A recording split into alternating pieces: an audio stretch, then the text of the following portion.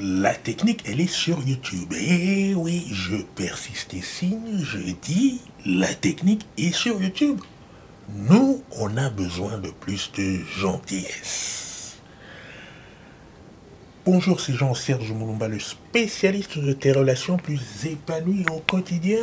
Et je voudrais te dire clairement qu'il n'y a pas de gentillesse de la part des coachs.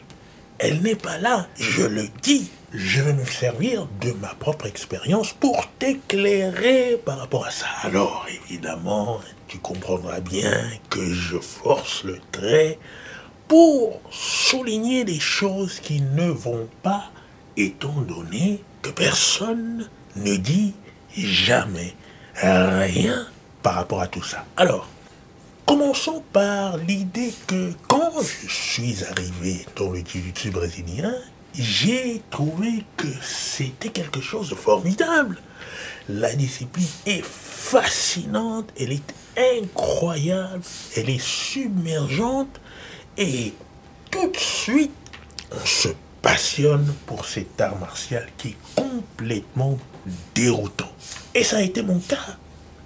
Seulement voilà, très tôt aussi, j'ai commencé à nourrir une sorte d'angoisse qui montait à chaque fois que j'arrivais à l'entraînement. Mais pourquoi être angoissé alors que tu es dans une activité qui te plaît et qui est extraordinaire?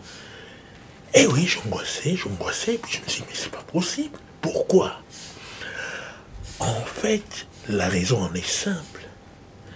Je me trouvais à être là, à effectuer des choses sous la demande, bien sûr, de la supervision du coach, que je ne comprenais pas. Et oui, le problème, il était clair, c'était la confusion.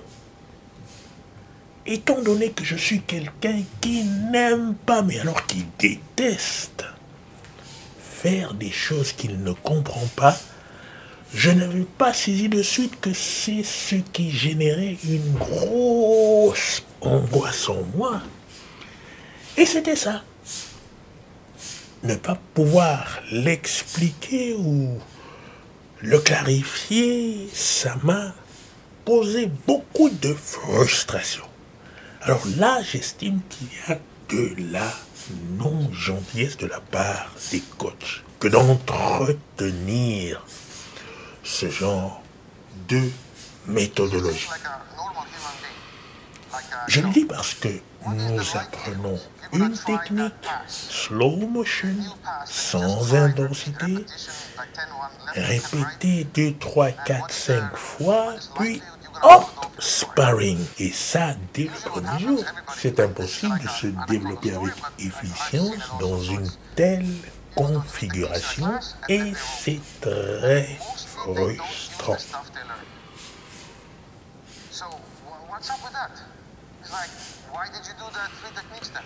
Le deuxième point est que quand tu ne fais pas de compétition, parce que, qu'on le veuille ou non, la compétition dans le jiu-jitsu brésilien, c'est un style de vie, c'est ce qui permet évidemment d'exposer les outils du jiu-jitsu brésilien dans le domaine sportif, mais ça n'est pas obligatoire pour quiconque voudrait pratiquer le jiu-jitsu. Ça n'est pas un chemin absolu pour quiconque. On peut très bien vivre de cette passion-là sans faire de compétition.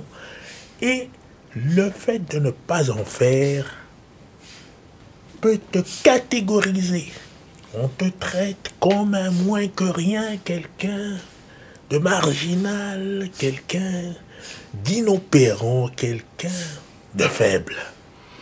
Et ça n'est pas gentil quand tu le vis, quand tu le ressens, quand tu l'expérimentes jour après jour, malgré la passion que tu peux avoir pour le sport, cette passion qui te dévore, qui t'anime, malgré cette passion, te voir être mis de côté parce que tu n'es pas un compétiteur, c'est très dur psychologiquement. La troisième chose que je voudrais souligner, c'est que quand tu es un chercheur et que tu vas tout d'un coup à la recherche d'informations qui te semblent porteuses pour ta croissance, et que tu reviens dans le gym pour partager tes trouvailles, eh bien là, ça sera une grosse étiquette qui va être posée sur le front. Tu n'es pas des nôtres, tu n'es pas dans l'obéissance, tu n'es pas dans le suivisme, donc tu es à l'écart. C'est comme ça aussi que tu peux être déconsidéré, mis de côté et te sentir complètement négligé. Pour moi, ça, c'est encore un grand signe du manque de gentillesse dans le jiu-jitsu brésilien. Je ne vois pas pourquoi on ne peut pas évoquer les meilleures informations qui sont partagées dans le monde, dans la communauté, pour faire en sorte que chacun puisse en bénéficier.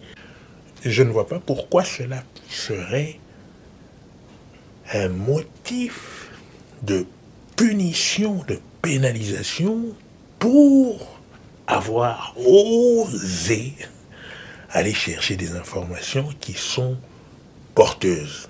Tu vois, avec tout ça, je me dis, il y a encore beaucoup de chemin à faire dans les mentalités, et le coaching n'est pas étranger à toute cette frustration que les uns et les autres peuvent subir, pour beaucoup dans le silence. Je te dis à la prochaine vidéo.